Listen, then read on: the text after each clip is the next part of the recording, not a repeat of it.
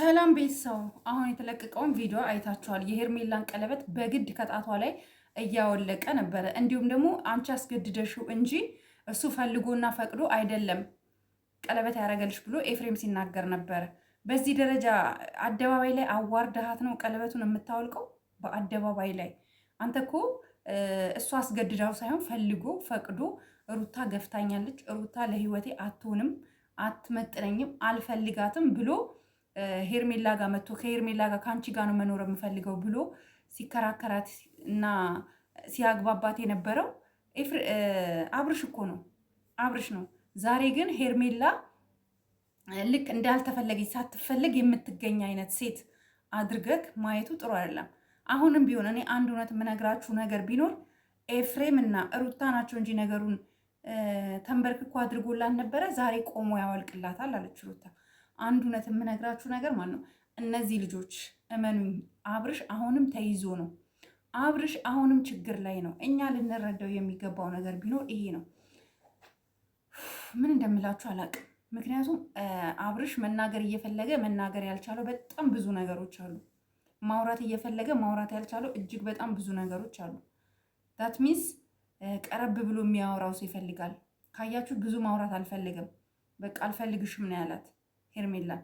የሆነ ነገር ግን እንዳለ ትረዳላችሁ። አብርሽ ድሮ እንደዚህ አልነበረም የሚያወራው። አብርሽ እኮ አሁን አይናገርም፣ ብዙ አይጋገርም። ስለዚህ አሁንም ቢሆን ሄርሜላ ላይ እየተፈጸመ ያለው ነገር፣ ሄርሜላ ላይ እየተደረገ ያለው ነገር እኔ እየተቃወምኩኝ ያለሁትኝ አብርሽን መጀመሪያ ነፃ ይውጣ። አብርሽ ነፃ ሰው አይደለም። ኦኬ።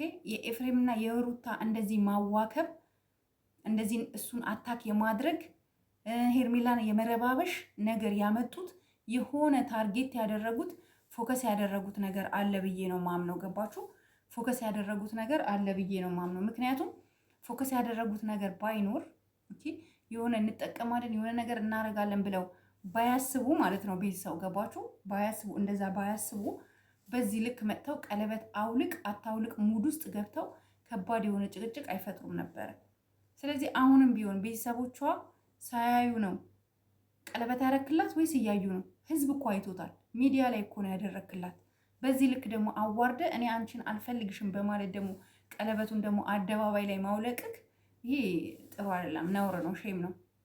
ስለዚህ አሁንም ቢሆን እኔ አንድ መናገር የምፈልገው ነገር ቢኖር ምንድን ነው፣ ፕሊስ አብርሽ ወደ ራስክ ለመመለስ ሞክር። እየተደረገብክ ያለው ነገር በድምፅ ለሰዎች ማሳወቅ ካልቻልክ፣ ለሰዎች ማውራት ካልቻልክ፣ በቴክስት ለምታውቃቸው ሰዎች እየተፈጸመብክ ያለውን ነገር በቴክስት ለሰዎች አሳውቅ፣ እኛ እንድንደርስልክ። አለበለዚያ ደግሞ እየተፈጠረ ያለው አንተ ሪል ከሩታ ጋር ለመቀጠል ብለህ ከሆነ እመነኝ፣ ሄርሜላ ካሳ ያስፈልጋታል። ለሄርሜላ ካሳ ያስፈልጋታል። ሄርሜላ ሰው ያስፈልጋታል። በቃ ካሳ የሆነ ነገር ልታረግ ማለት በቃ በዚህ ልክ ሴት ልጅ ማዋረድ። አሁን ሄርሜላ አስባችኋል? የተደረገልሽን ቀለበት በግድ አውጪ።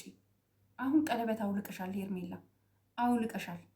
ከዚህ በኋላ አብርሽ ያለበት ቦታ መሄድ የለብሽም። ይበቃሻል። እሱን መታደግ የምትፈልጊ ከሆነ ከህግ አካላት ጋር ነይና አብርሽ ምን እንደሆነ ምን እንደተደረገበት ለምን ዓላማ እየተጠቀሙበት እንደሆነ የህግ አካል ይዘሽ ነይ እንጂ አንቺ ብቻሽን መተሽ አብርሽን ነፃ ልታወጪው አቺም። ገባሽ? አቺም ብቻሽን ነፃ ማውጣት አቺም። ስለዚህ አሁንም ቢሆን እኔ የምነግርሽ ነገር ቢኖር በቃ እኛ በፊት ሩታ እየተከታተለች እሱ ያለበት ቦታ ስትሄድ ስትሯረጥ የኖረችውን አንቺም ደግሞ እንደዛ ማድረግ የለብሽም። ኦኬ? አንቺም እንደዛ ማድረግ የለብሽም። አንቺ የራስሽን ህይወት መኖር አለብሽ። አንቺ ለራስሽ ጊዜ መስጠት አለብሽ። አንቺ ለራስሽ ጊዜ መስጠት አለብሽ። ይሄ በቃ ግልጽ ነው፣ ምንም የሚዋሽ ነገር አይደለም። ሶ እኔ እንጃ ብቻ የምናየው ነገር ሁሉ ያሳፍራል፣ ያሳዝናል። ሴት ላይ እየተደረገ ያለው ሴት ልጅ በዚህ ልክ ሴት ልጅ ማቋሸት፣ ሴት ልጅ አውርዶ ማሳየት፣ ሴት ልጅ ዝቅ ማድረግ ያስጠላል። ሼም። የእውነት እኔ እንዴት እንደደበረኝ እንዳጠይቁ በጣም ነው ያስጠላኝ።